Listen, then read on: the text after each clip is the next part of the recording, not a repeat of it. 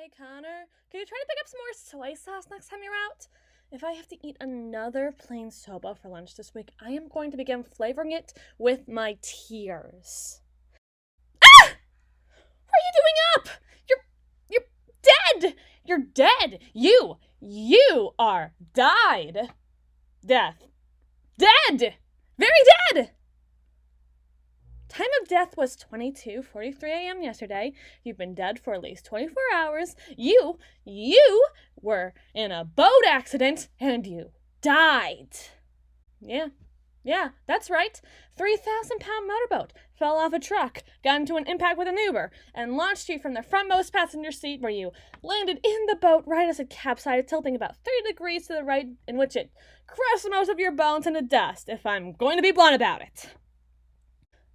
Just the damage that came from being launched at 45 miles an hour straight through a window could have done the damage, but no, you just lived the life of a Looney Tunes skit. Good God. I know it sounds insane, but there are at least 5 witnesses you can talk to that can attest to it. Except you can't attest to anyone about anything, because you're dead. You've been dead for a day. You were dead on scene. And me cutting you open and filling with your bits and bobs shouldn't make you any less dead. Who do you think I am? Herbert West? Victor Frankenstein? Some other dude from classical literature obsessed with the nature of life and death and subsequently bending it to his whims? There can't just be 2.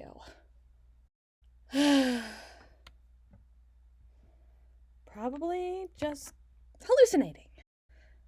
That's probably it. Conover is always telling me to get out more, to get more sleep. The corpses aren't just going to get up and walk away, so what's the real problem if you want to run to the vending machine before you power through another 16-hour shift?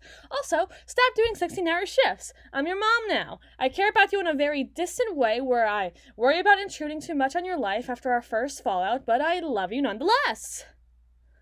And here I thought he just wanted to ask me out on a date. God, I wish I could be that vain about more things. Things that actually matter.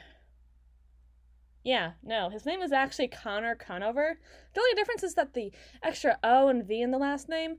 I think he told me that his little sister was actually the one to name him because both his parents were out, but she could only spell their last name and one other word, so in that room, across the hall, too busy with his lasagna to even hear us, is Dr. Kitty Connor Conover!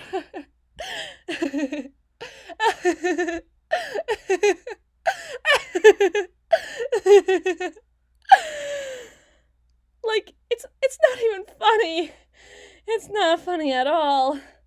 There are so many funnier words. I have a list on my phone that I sometimes write while I'm riding the subway to pass the time. But that's just that dude's life. That's it for him. Oh, why am I telling you this? You're just a hallucination created by my addled mind. Probably to teach me something. It feels like all you ghosts of the subconscious are always trying to teach people something. Like that one penguin who had to learn he was gay. Things like that. So alright, out with it. What are you here to teach me? What part of my psyche do you represent? My own personal fears about dying in a really ridiculous way in front of a bunch of people? Or something more abstract than that? Like my understanding that the forces of capitalism are going to humiliate and crush us under their burdensome weights? Yeah, I know there's a difference between the ownership of the means of production in contrast to simply having some disposable income. I've read Marx. I haven't read Marx. Have you read Marx? Clearly, why am I asking you?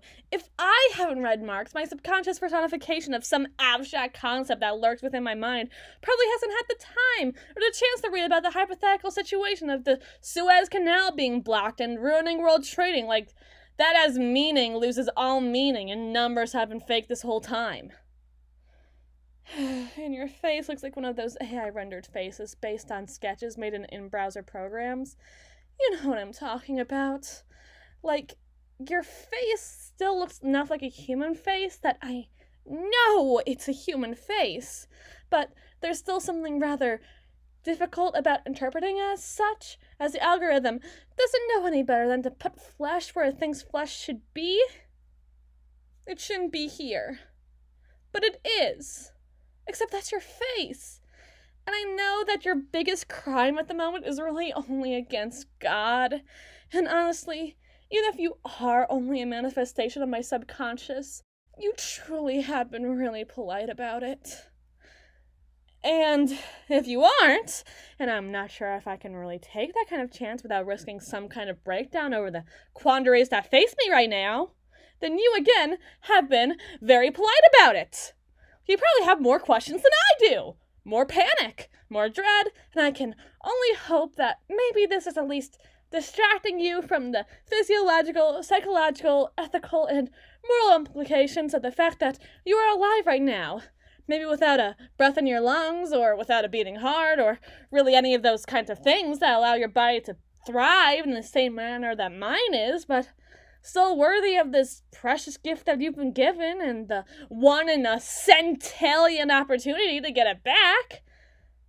Because you are worthy of that. Both innately and possibly literally.